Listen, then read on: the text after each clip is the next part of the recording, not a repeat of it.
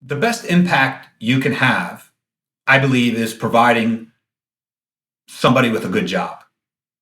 We shouldn't get too flowery about sustainability and impact, and that the only way somebody can have impact is by starting a company that's going to change the world or fix every problem that's out there. It's actually much more basic and achievable. And it's something that many CEOs and many companies have actually been doing for decades, way before the word sustainability became part of the business nomenclature.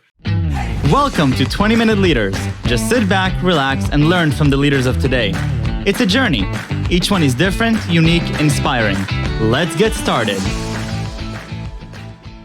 This episode is powered by J Ventures, a community-driven VC fund in Silicon Valley in partnership with Leumitech, sponsored by Homeward Ventures, Hippo Insurance, Upwest Labs, Synergy Global, Hillel at Stanford, Leap, Birthright Excel, Serona Partners, and in media partnership with CTech. Welcome to 20-Minute Leaders. Today, I am honored to be joined by Ron Gonen, the founder and CEO of Closed Loop Partners, a New York-based investment firm comprised of venture capital, growth equity, private equity, project finance, and an innovation center focused on building the circular economy. Prior to Closed Loop Partners, Ron was the Deputy Commissioner of Sanitation, Recycling, and Sustainability in New York City in the Bloomberg Administration, and the co-founder and CEO of RecycleBank. Ron received an MBA from Columbia Business School and has been an Adjunct Professor at his alma mater since 2010. Ron Gonen, welcome to 20-Minute Leaders. Thank you so much for joining me from New York. I'm so honored to have you here. We're going to have such a good time. How are you? I'm doing well, thank you, and looking forward to the conversation. I wish I could show just 30 degrees to your right where we were at before, but the sun is too beautiful and bright today that it's not allowing the webcam to see. So we were settling for your nice wall with a plant, but trust me, the offices are beautiful. I saw it a second ago. Ron, your background is so fascinating. From being, a consultant with Deloitte and then entrepreneur running a company, going to public policy, working for the Bloomberg Administration as Deputy Commissioner of Sanitation, Recycling, and Sustainability. I have to tell you, I still can't figure out where do I put the different pieces. So I'm still learning on that on a personal level. And then also founder and CEO of Closed Loop Partners, which is, I think, a beautiful name for a group that is considering the circular economy. So Ron, thank you so much for joining me. Looking through your journey, was this always the trajectory, knowing that you're going to be dealing with the circular economy, with sustainability already from a young age? The inspiration was always to be doing this. I feel very fortunate to be in the position I am today. I'm one of those people that in high school, when my parents' friends would ask me, what are you planning to do with your life? And I would talk about my interest in sustainability and impact. They would sort of shake their heads and say, you seem like a good student and a smart kid. Wait until you have to start paying bills and start a family, and then you'll understand that you have to go down a different path. And I feel very fortunate to be somebody that has really been able to fulfill their aspiration to pursue this kind of professional lifestyle. So there's been a number of ups and downs and twists and turns along the way and lessons learned, but the trajectory has always been something that I've planned for and wanted to pursue. May of 2004. You've spent a few years doing consulting before that, but you're running a sustainability company called RecycleBank. Today, if you're running a sustainability company, everybody, claps for you, and there's different funds that are tailored exactly for you. I don't think that was the case in 2004, really. What was that experience like? It was an interesting experience. So I went back to business school at Columbia Business School in 2002. Previous to that, I'd been in management consulting at Deloitte and had a great experience learning about business and software, and it actually gave me a really important foundation. But I realized after a certain period of time in management consulting that I was getting into my mid and late 20s, and my real passion was in this area of sustainability and the intersection between social impact and producing great financial returns, which I thought was where the world should be heading. And so went back to business school at Columbia Business School. And my first day there, everyone was asked, what do you want to do when you graduate? And there were a bunch of responses regarding investment banks and strategy consulting and hedge funds. And then I communicated my interest around building a company at this intersection between sustainable business practices and maximizing returns, and silence. People literally thought that I had come to the wrong meeting and that I was actually supposed to be at teachers college or at the program for social work, and asked me, are you in the right place? I said, absolutely.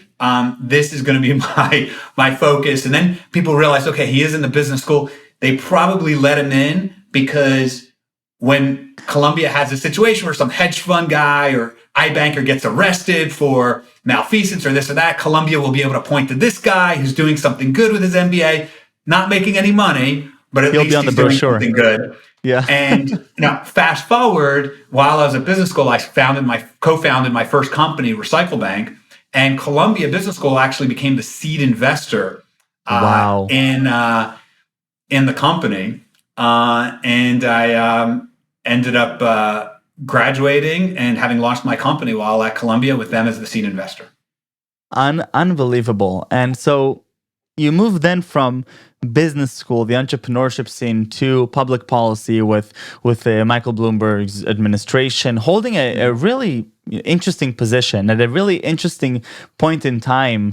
From 2012 to 2014, from what I recall, this was also a time where things were really picking up and people were beginning to understand the importance of what you do. And I'm assuming whoever held this position 30 years ago probably had a different experience than the one you had in 2012. What was that like for you, both with Bloomberg, but in general in that public policy space? Mm-hmm. Well, interestingly, the position was actually created by the deputy mayor at that time, someone named Cass Holloway, who looked around and recognized that the way sanitation was being managed in New York City, which is the largest sanitation agency in North America, was antiquated and very inefficient from a financial standpoint. The city was paying $400 million a year to export waste to out-of-state landfills when much of that could be recycled locally. And so the deputy mayor created this new position called Deputy Commissioner for Sanitation, Recycling, and Sustainability. And I was recruited into the Bloomberg administration to build out the next iteration of what the sanitation department should look like, which was really the next generation way to manage resources in a city. Incredible. And so spending that time right after, being in the business world, the entrepreneurship world, was that an easy transition, a very trivial one for you? How did that personally feel going through that? Well, I think joining the Bloomberg administration was a type of once in a lifetime experience. I encourage everybody to pursue public office in some capacity if they can sometime in their life. I think it's a very rewarding thing to be able to serve your community. But I think doing so can be very challenging with lots of ups and downs, and you have to pick the right moment and time to do it. Fortunately, I came into a administration that I think was very, very unique and very special, and I'm very grateful for that. And I was able to learn a lot about how Mayor Bloomberg had put this management team together and how he managed. And I was also able to supplement my business skills with things that you have to learn in government that you can then take back to business. And the most salient of those skills was how to build consensus. In government, even with a powerful mayor like Mayor Bloomberg, there's multiple constituents that need to agree before you can move forward. And developing that skill set and then bringing it back to business, I found to be very rewarding.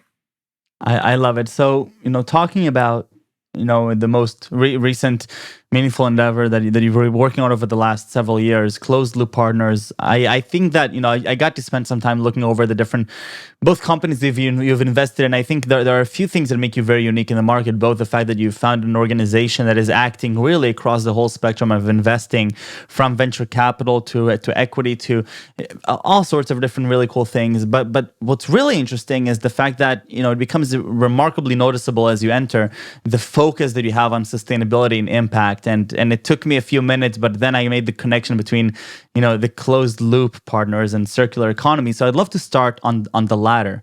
Circular economy. What's happening to our world today in your perspective? And where are you personally pushing us to move forward to in this circular economy type of world?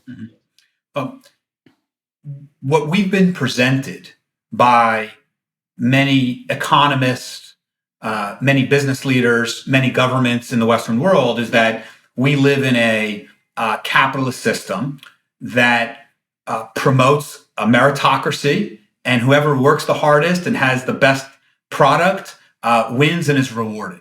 And that's what we've been told is the system that we live under and how things are structured.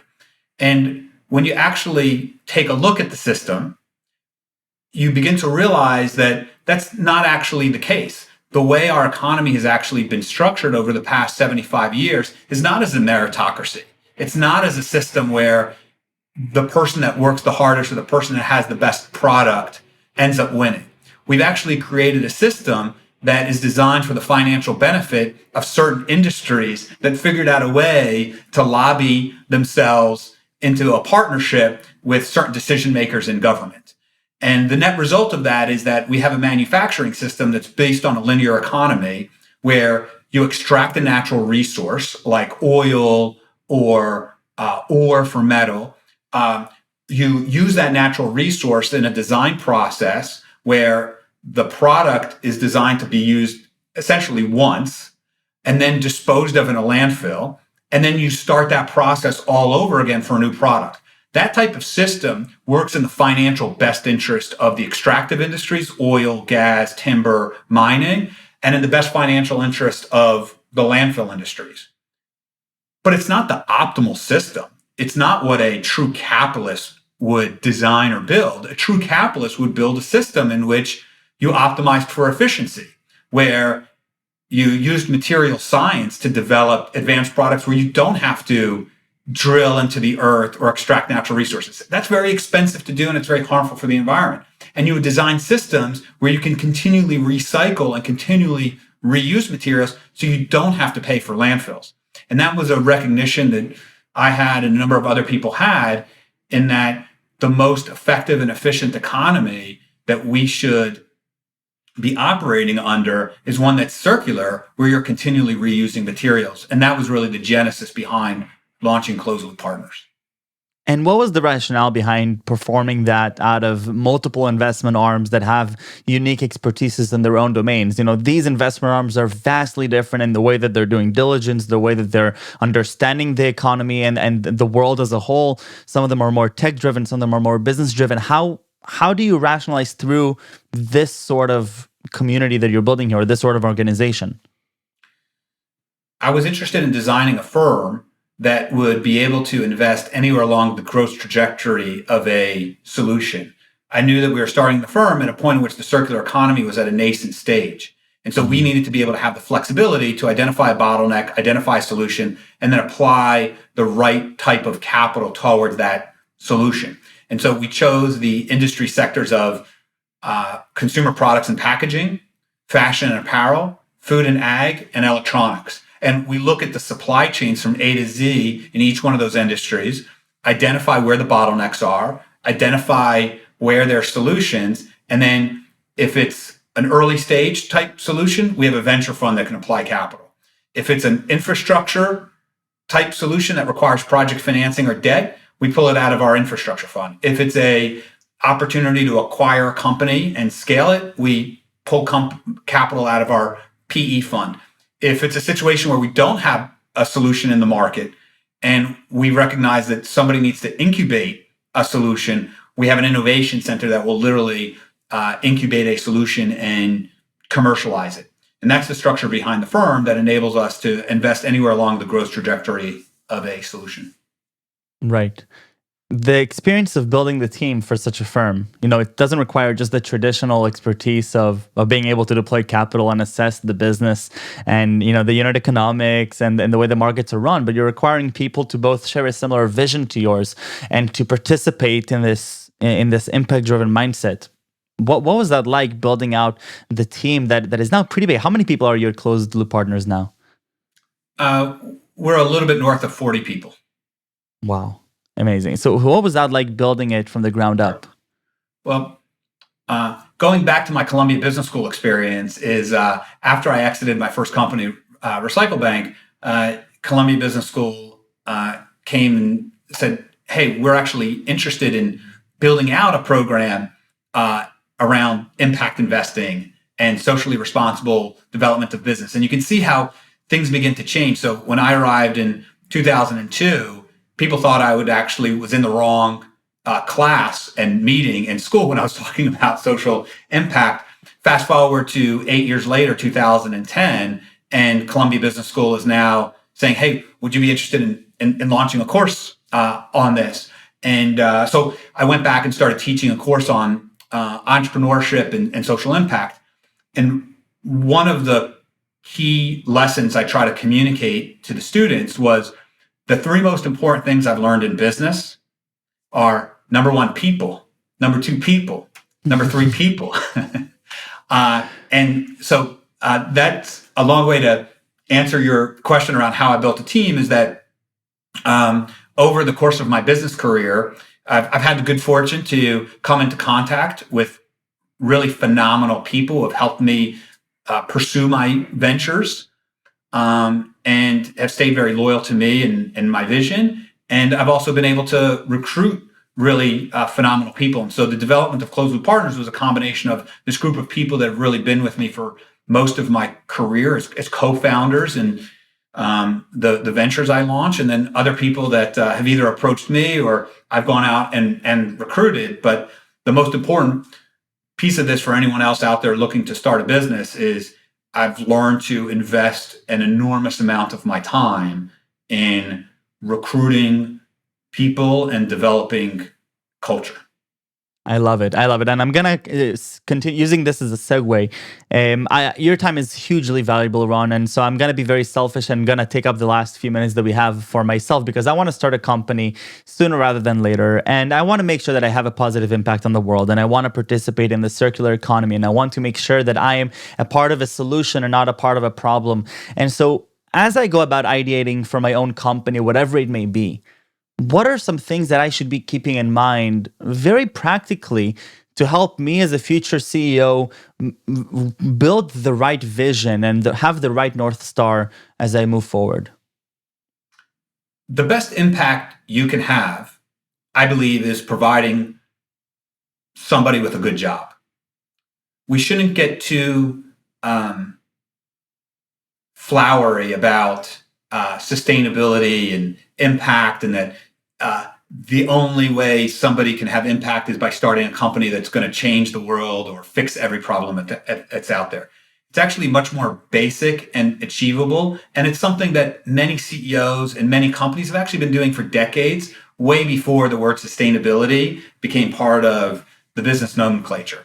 The best impact you can have is by providing somebody a good job. And a good job is one in which you provide someone employment in which they feel challenged when they come to work every day intellectually.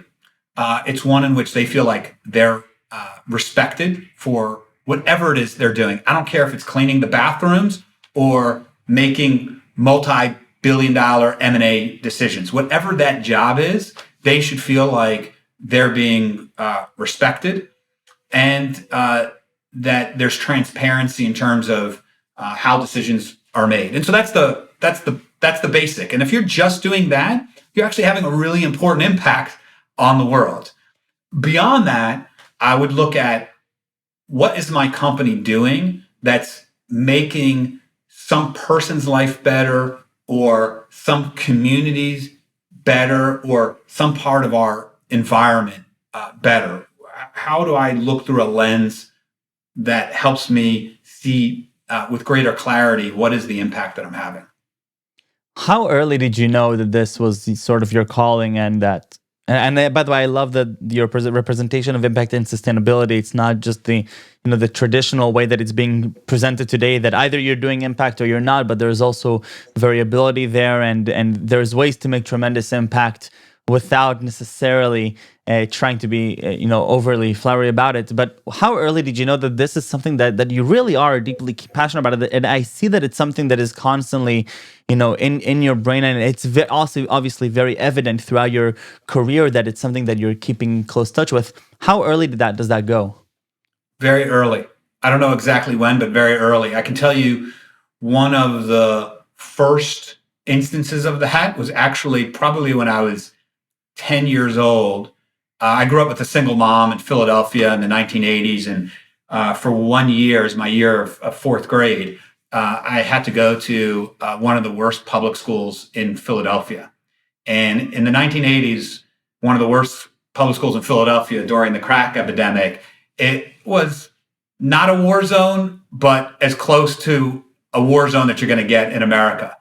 And I looked around at that situation. I even distinctly remember this at 10 years old, and recognizing that this message that we were getting, that in America, it's all about pulling yourself up by the bootstraps and just working hard. And whoever makes it because of their work ethic, and whoever didn't is because they were lazy, was a complete fallacy. And I looked around at that school and thought, there's no way anyone's making it out of here and becoming some type of great success. I mean, maybe it happens every once in a while, but the person needs to be exceptional, or their parents need to be exceptional, or it's some aberration. And then from there, I got to move on to a good public school. And then even better, in seventh grade, I got to go to one of the best private schools on a scholarship in the United States. And so it further emphasized for me having those experiences that what actually was going on in America was not capitalism. It was not meritocracy. It was a system in which who you were born to and where you were born was probably a 90% determinant of what station you were going to have in life. And you could have all kinds of social commentary on that. But if we want to speak strictly about economics, that's not optimizing for economics or for your economy. That's not the hardest worker or the smartest person getting the best jobs. It's just not how the system is working. You can agree with it socially, you could disagree with it socially. It's just not capitalism. And that's probably the first instance in my life of recognizing that this system can be further optimized and the world can be a better place. Ron, thank you so much for these 20 minutes. I gained so much inspiration, and I'm going to be revisiting this talk quite a bit in preparation for my own startup one day, and I can't wait to share this with my friends and family. It really, really was phenomenal, and I appreciate all the hard work that you've done both in the public sector and in the private sector, which feeds back into the public sector. So thank you very much for the circular economy and the closed loop partners, and stay safe and stay healthy. Thank you. Glad to be with you today and enjoyed the conversation. Thank you. Thank you.